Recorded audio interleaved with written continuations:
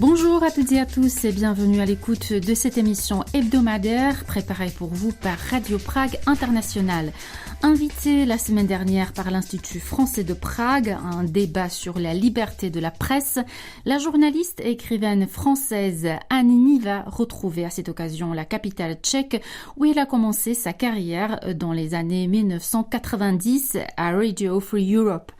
Étonnante coïncidence que la venue de cette spécialiste de la Russie, où elle a vécu une dizaine d'années, alors même que la guerre en Ukraine fait rage aux portes de l'Europe. Anne Niva est l'invitée de cette émission et répond aux questions d'Anna Kubishta. Anne Niva, bonjour. Bonjour. C'est un moment un peu particulier pour vous rencontrer ici à Prague. Vous qui avez été basée à Prague 3 ans pendant les années 90, on y reviendra dessus peut-être en deuxième partie.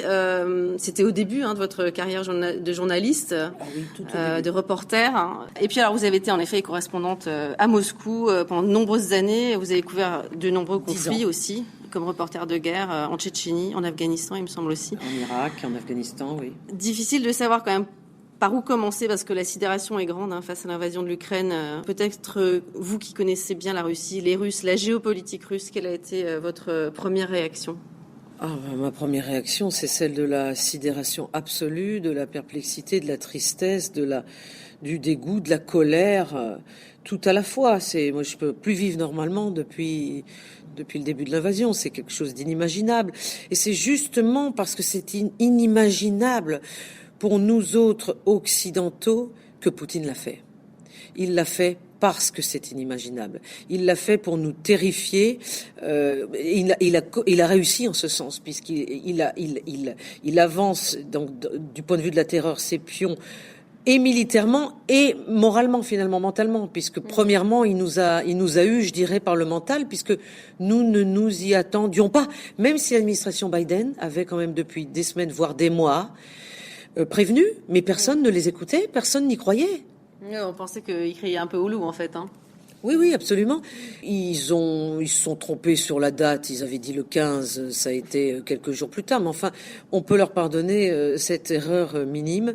Le fait est que nous aurions tous dû nous y attendre davantage, parce qu'en fait, c'est évident que la rage de Vladimir Poutine par rapport à l'Ukraine monte crescendo finalement depuis 2014.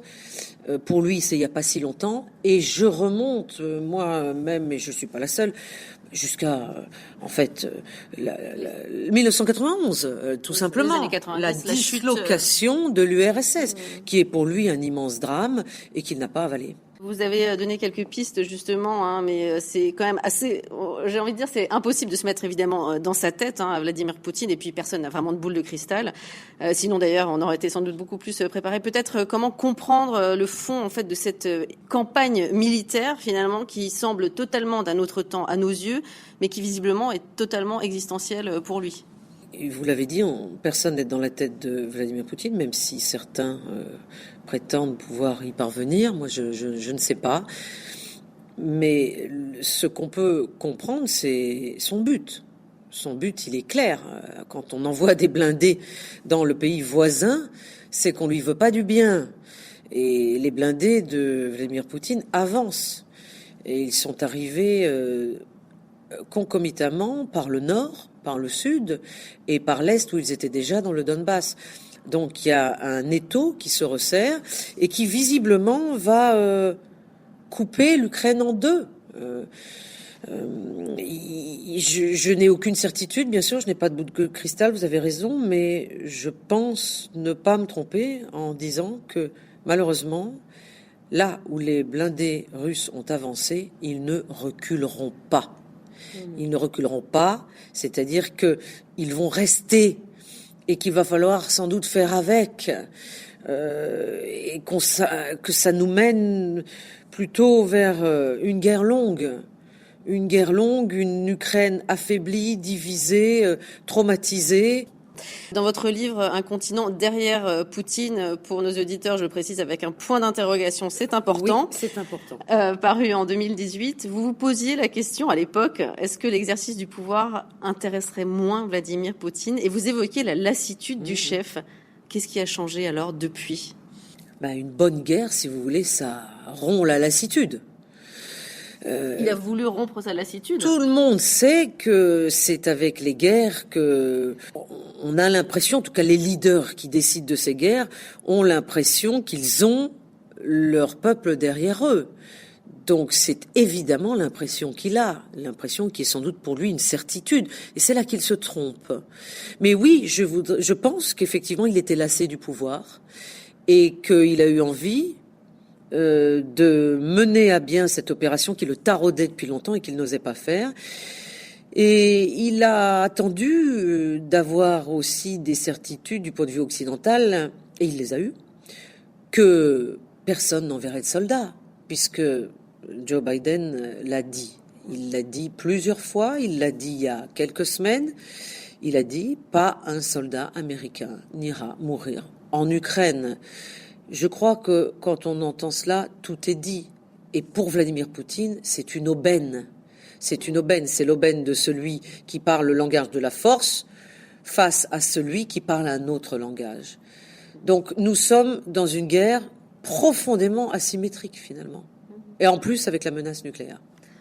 Vous dites il se trompe quand il pense que le peuple entier est derrière lui. Est-ce que vous pensez justement qu'un renversement de l'intérieur est possible, envisageable ? C'est ce que beaucoup de gens pensent souhaitable en fait. Pour avoir vécu en Russie 10 ans, pour avoir observé avant et après jusqu'à aujourd'hui ce peuple russe, que j'aime, je sais que tout changement dans la mentalité sera lent. Donc il n'est pas question, à mon sens, je peux me tromper, qu'il y ait un renversement de situation rapide. Donc je suis désolée, évidemment ça va lasser les médias, ça va pas plaire à beaucoup de monde, mais c'est compliqué l'opinion publique en Russie. C'est compliqué parce que avant d'être moins tel un seul homme derrière leur chef d'État, ils l'ont été. Et ils l'ont été parce que Vladimir Poutine leur a beaucoup donné. On l'a oublié tous ça, mais au tout début de son règne, j'allais dire, donc puisqu'il est là depuis 1999, ça fait long. Remettons-nous dans le contexte, c'était un moment où les Russes avaient honte de son prédécesseur, de Boris Yeltsin. Ils avaient besoin d'un changement, ils avaient besoin d'un renouveau. Et c'est Boris Yeltsin lui-même, ce leader maintenant regretté, qui a été chercher de son chapeau un homme que personne ne connaissait, qui s'appelle Vladimir Poutine, qui tout de suite a pris les choses en main et a montré son vrai visage. On n'y a peut-être pas fait assez attention, mais avec la guerre en Tchétchénie. Avec la guerre en Tchétchénie qui a été brutale. Bon, le théâtre d'opération n'est pas du tout le même. La Tchétchénie, c'est minuscule par rapport à l'immensité du territoire ukrainien. Mais Vladimir Poutine a dit « nous irons buter les Tchétchènes jusque dans les chiottes ». Et ensuite, Vladimir Poutine est quelqu'un qui a permis aux classes moyennes russes d'éclore, de se développer. Les Russes s'en souviennent, tous les voyants étaient au vert, ils se sont mis à voyager en Occident par bus, pas tout le monde avait les moyens de se payer l'avion, à arriver sur la Côte d'Azur et ailleurs, à visiter toutes les capitales occidentales, à avoir un niveau de vie qui se rapproche vraiment du nôtre, à avoir des écrans plats, à avoir des téléphones portables, tout. Et aujourd'hui, il y a une usure du pouvoir de la part de Vladimir Poutine. C'est très très long, plus de 20 ans au pouvoir. La société russe n'a pas cessé de changer, elle n'est pas figée, aucune société n'est figée. La grande question aujourd'hui, c'est comment cette société russe va pouvoir exprimer qu'elle n'est plus derrière Poutine tel un seul homme, parce qu'elle n'a pas beaucoup de moyens de s'exprimer. Les médias d'opposition que je connais très bien sont tous fermés, alors qu'il en restait déjà plus beaucoup, et qui travaillaient dans des conditions dégradantes, humiliantes, et qui continuaient à faire du bon travail, à mettre à l'antenne, par exemple, des journalistes ukrainiens, ce que personne n'ose faire en Russie. Donc ça, c'est terminé.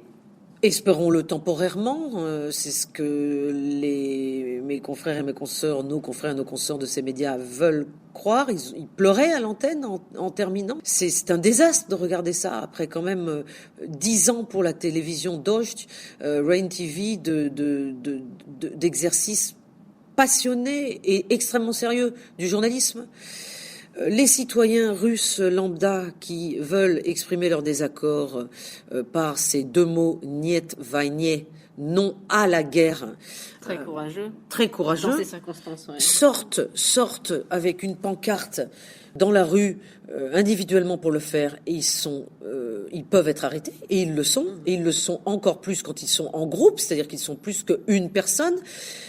Donc on n'est pas dans une situation où c'est facile, mais ça ne veut pas dire pour autant que les Russes soutiennent leur leader, même si la propagande évidemment bat son plein, surtout que la Russie est un pays gigantesque avec 11 fuseaux horaires, et que les Russes, là pour le coup, sont pareils que tous les autres sur la planète. Ils regardent avant tout la télévision, et la télévision est une télévision d'État qui est irregardable et inaudible. Je la regarde en ce moment, et c'est effarant ce qui est déployé comme propagande. Je n'ai jamais vu ça, même par rapport à ce dont je me souviens dans la guerre en Tchétchénie. C'est quelque chose d'inouï, parce que même les journalistes, les présentateurs d'émissions prennent parti. Ils portent des t-shirts noirs sur lesquels il y a la lettre écrite, la lettre Z en caractère latin, qui est cette lettre que l'on retrouve sur les blindés russes qui sont actuellement en Ukraine, et le seul but de cette lettre, c'est de les distinguer des blindés ukrainiens, puisqu'ils sont de la même fabrication, bien sûr. Donc on en est là. À propos justement de cette classe moyenne dont vous parliez, qui a justement accédé à une forme justement de luxe, c'est pas forcément de normalité, une similitude avec finalement l'Occident, etc. Est-ce que c'est cette classe moyenne, j'imagine, qui va être une des premières touchées par les sanctions actuellement mises en place, bloquées, où les gens vont se retrouver bloqués? On a vu des files devant Ikea parce que Ikea a fermé ses magasins, etc. Tout ce que justement ils ont acquis au cours de ces dernières années, est-ce que ces sanctions, est-ce que vous pensez qu'elles pourront les braquer finalement et les fédérer derrière Poutine, ou alors au contraire ça peut être une prise de conscience justement du fait que le chef est responsable de ce qui leur arrive?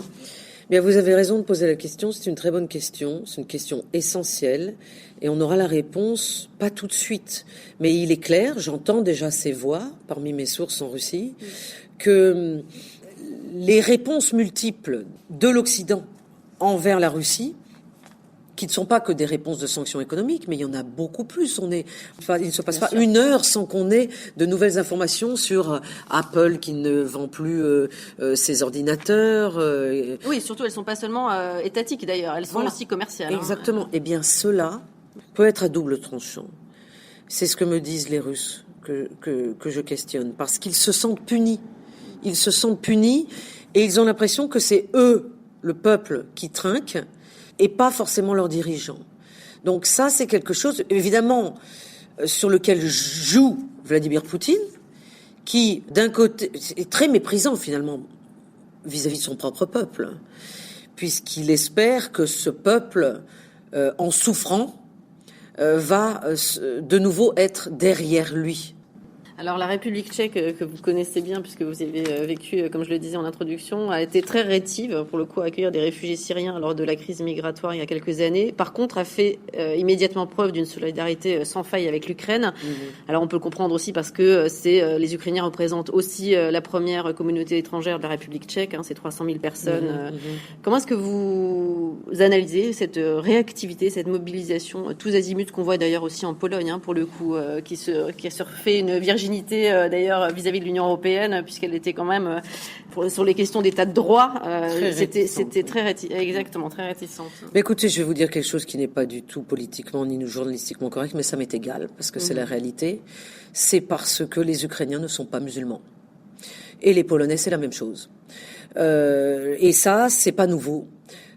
Ça date, je me souviens très bien justement de la vague de réfugiés tchétchènes qui a débuté à partir de la fin de la deuxième guerre, donc à partir du début et du milieu des années 2000. Il y avait un problème. Il y a beaucoup de Tchétchènes, et j'en connais, qui sont aujourd'hui réfugiés en Pologne. Mais il y avait dès le départ un problème, mais qui était tempéré. Vous allez comprendre tout de suite. C'est-à-dire que, oui, les Tchétchènes sont musulmans, aux yeux des Polonais, et ils le sont de toute façon. Mais les Tchétchènes qui voulaient quitter la Russie et la Tchétchénie à l'époque étaient anti-russes. Et ça, c'est quelque chose qui, effectivement, est un point positif pour les Polonais.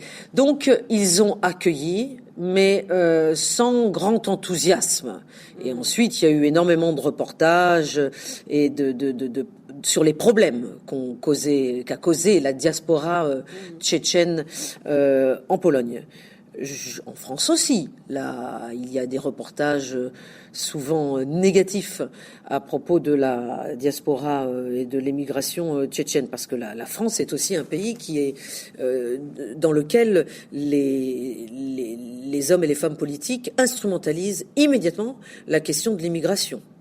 Donc, pour ce qui est de ce que nous sommes en train de vivre aujourd'hui, c'est-à-dire l'accueil des réfugiés ukrainiens en République tchèque, en Pologne et ailleurs, ne soyons pas très étonnés. Mais il y a aussi quelque chose d'autre que je voudrais dire et qui n'est pas non plus très politiquement correct, c'est que les problèmes de l'Ukraine, la spécificité de l'Ukraine, l'État ukrainien post-soviétique, le véritable État ukrainien post-soviétique, tout ça n'est pas connu par les pays occidentaux et par les pays de l'Union européenne. Ils ne s'y intéressent pas du tout. Du tout. C'est uniquement maintenant par peur, parce que l'Occident a peur que cette guerre le touche, qu'il y a, verbalement en tout cas, un déluge d'expressions que, malheureusement, je qualifierais davantage de bonne conscience plutôt que d'intérêt réel pour le peuple ukrainien. Et Volodymyr Zelensky le sait parfaitement bien, puisqu'il n'a cessé dans ses appels à la population, parfois en russe, quand il veut s'adresser aux Russes, au monde russe, parfois en ukrainien bien sûr, et parfois en anglais, de dire qu'il se sentait très seul. Oui, je comprends que Volodymyr Zelensky se sent très seul, parce que, une fois de plus, l'État indépendant ukrainien n'est pas un État que ces pays voisins connaissent bien, hormis, bien sûr, justement, davantage, avec des clins d'œil de l'histoire, bien sûr, la République tchèque, la Slovaquie, la Pologne, les pays baltes, bien évidemment. Mais tous ceux qui se situent plus à l'ouest n'ont pas le même rapport avec l'Ukraine.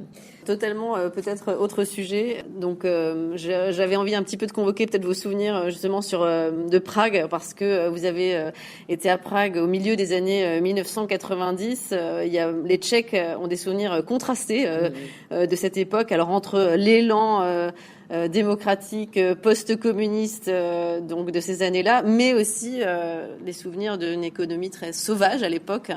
Quels sont vos souvenirs à vous, qui aviez un autre regard, celui d'une Française vivant ici et travaillant ici en tant que journaliste? C'est-à-dire que mon regard est toujours le regard d'une observatrice. Et ce que j'ai observé ici dans ces années-là est aussi ce que j'ai observé un peu plus tard quand je suis arrivée en Russie. C'est-à-dire qu'effectivement, il y avait à la fois de l'enthousiasme, un vent de liberté extraordinaire. Moi, j'ai été là à la période de Václav Havel. Et il y avait des difficultés terribles, économiques, sociales, parce que c'était le tout début du passage finalement à l'économie de marché. C'était pas du tout des économies développées, libérales développées comme elles le sont aujourd'hui. Mais j'ai eu beaucoup d'émotions en arrivant à l'aéroport aujourd'hui et en reprenant cette route pour arriver jusque dans le centre et je me suis dit que j'allais trouver le moyen pour retrouver la maison dans laquelle j'ai habité, qui est à Praha 6. Et je sais quelle est la rue, donc je vais la retrouver sans problème. Je sais que la maison sera là. C'était la maison que je louais le rez-de-chaussée d'un médecin à la retraite, pragois, et avec un grand jardin. Et j'oublierai jamais cette maison. J'oublierai jamais ces moments que j'ai passés ici, qui ont été un peu comme une espèce d'introduction au monde slave, purement russe, que j'ai été chercher les années suivantes, puisque moi j'ai été ici juste avant la grande expérience qui a changé ma vision de la vie pour toujours, qui est celle de la guerre en Tchétchénie, justement, qui a commencé en 1999. Moi j'ai quitté Prague à l'été 97, donc peu de temps avant.